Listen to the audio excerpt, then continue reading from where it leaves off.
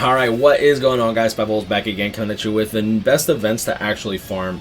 Now, obviously, like, there's a lot of people that are saying farm the Transcendence quest because farm the 2021 special year quest because you actually get access to unlimited Transcendence points. But I want to break down the current events that are really worth farming, and you guys can make a decision based on your needs. Because if you're a veteran player that's been playing for several years, obviously Transcendence points is going to be a bit more valuable than just a couple Brave Soul tickets, Brave Soul Summons tickets, accessory tickets, as well as maybe Resurrection rings. But let's just break this down really. Obviously, when it comes down to the point event, you're going to want to farm that out for at least 2 million points, get your 5-star ticket. However, when you hit the 3 million mark, you'll get access to the Essence Scroll. If you need the Essence Scrolls, you can pick up 6 from the Chronicle Quest Exchange Shop, as well as a few from the Epic Raid Shop.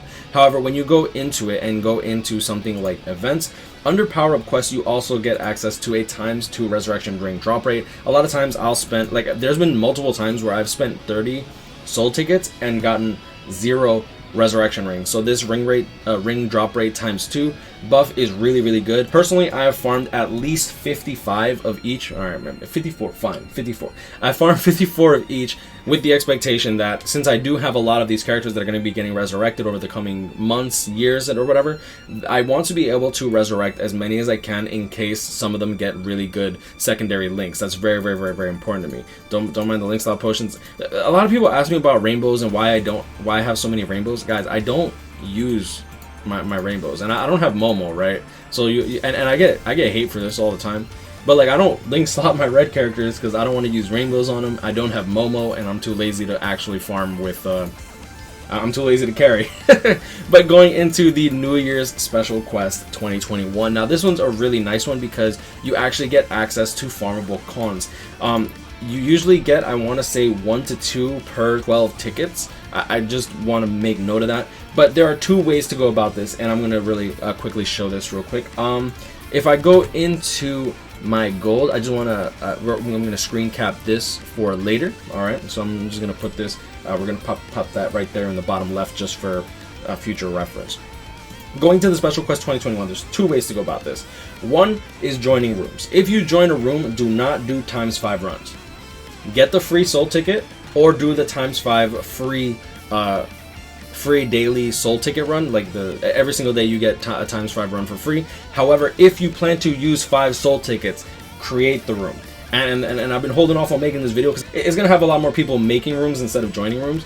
But like, realistically speaking, the reason that you want to host instead of join when you're using 5 soul tickets is because you actually get access to the host bonus, which can potentially give you even more cons. So like, you get more value per soul ticket, which I think is really important, especially if you're a free-to-play player. Only host the rooms. Now, obviously, you're going to want a character like, I don't know if you saw, but I was using Rukia, Masaki, and Rangaku. These 3 characters have freeze immunity built into their character straight up, which means that you won't slow down the run. So we're going to change this to public.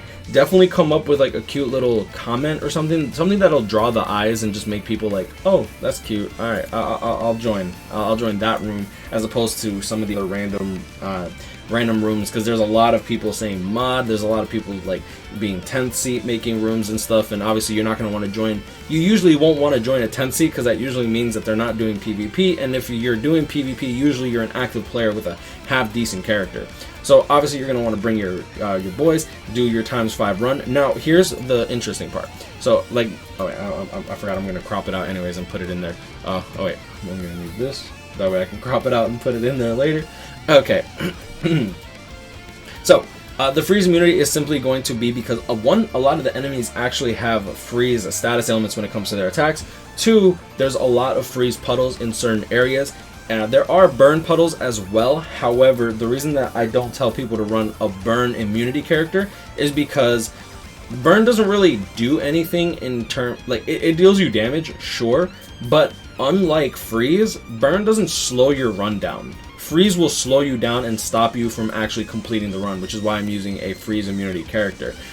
Now, I want to talk about leaving early. A lot of people wonder why I leave early. If you follow my live streams, if you followed me for an extensive period of time, you already know what I'm talking about. However, if you're a new player, there are little tips and tricks that you can do in order to just cut time off your playtime, right? Like, obviously, you're not going to want to sit there and wait and wait and wait and wait, especially in a gacha game.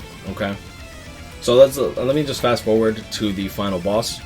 Oh, wait, actually, this might be the final boss. Oh, perfect. This is the final boss. Okay, so all right, cool. Someone else got the soul. Stop. Thank you. All right, so you're gonna do your soul bomb. You're gonna finish off the room. Now, when the room is finished, you see this finish. You say dip. Yo, I'm out, my guys.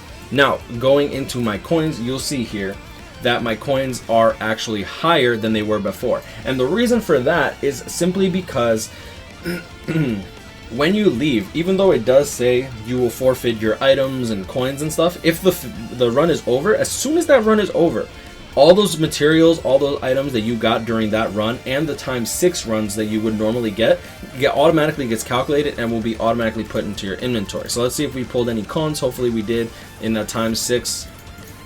Click, click, click. Ugh, no damn cons. That's so annoying. Ugh, anyways, but you guys get the idea. And with that being said, like, I mean, it completely depends on where you are as a player. I know a lot of people are like, yo, farm this, farm that, farm this. But my personal experience is farm what you actually need and try to future-proof your account. That's honestly, if you're a new player, I still think that if you can get enough bonus characters to make the point event worth it, the point event's always going to be a better value. This is honestly better for whale, like, maybe not whales, but people that have been playing for an extensive period of time that can't really pull new characters from Brave Soul tickets and stuff. I still personally value Brave Soul accessory tickets a lot more than I do Brave Soul summons or even Transcendence points. So I'm probably going to farm a bit more cons in order to get maybe like 2 more rolls over here. It is a 1 out of 25 chance, a 4% chance to actually get SP 30 or attack, SP level 3 or attack level 3 for a final Transcendence slot. But when it comes to accessories, personally, I really do value like having gold accessories. Like I think having gold accessories definitely alters the way that you play the game.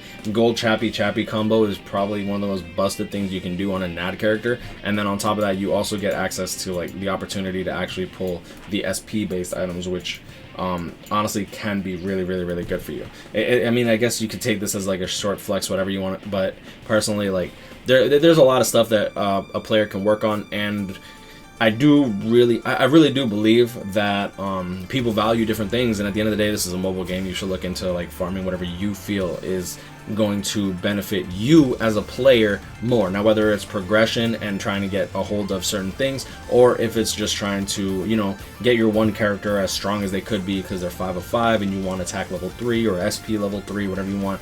But I'm gonna leave it at that. You guys, Rhino, catch you with me. Stay blessed. I wish you the best luck on your summons, and I'll see y'all in the next one. Peace.